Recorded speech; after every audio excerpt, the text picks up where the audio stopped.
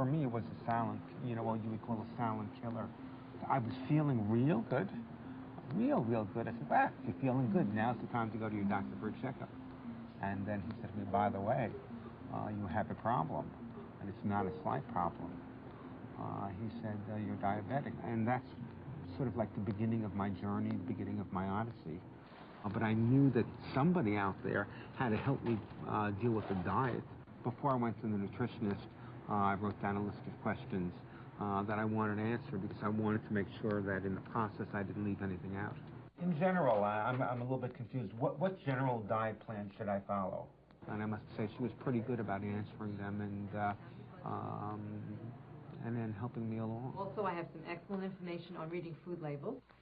Well, the first thing that she told me was that I had to start reading food labels so that I'd be able to count carbs. There are foods that I've been eating for years that I had absolutely no concept of whether they had many carbohydrates or few carbohydrates.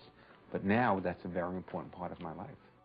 A food journal is very important in that for me to feel well, I needed to consume approximately 140 grams of carbohydrates a day. The only way you could make sure that you were doing the right thing was to write down the exact amount of carbohydrates you had at every meal.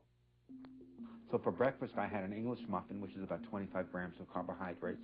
It says it right there in the package, with some egg beaters. For snacks, I had some Triscuits just to keep me going, about 15 grams of carbohydrates. For lunch, I had a salad with 6 ounces of chicken and 2 slices of bread.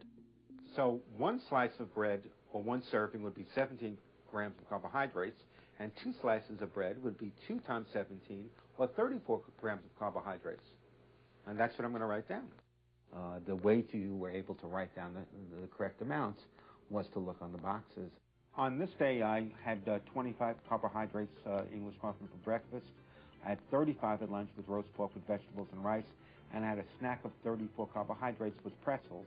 So in looking for something that would, in this magazine, for something light for dinner, I found this recipe, fish baked in foil, that was really light in carbohydrates. I also followed a recipe here for festive sweet potatoes, which gave me another 23 grams of carbohydrates. I still had some room left at the end, so I found this great recipe for fresh fruit fancy, which had 16 grams of carbohydrates, and I met my daily requirement.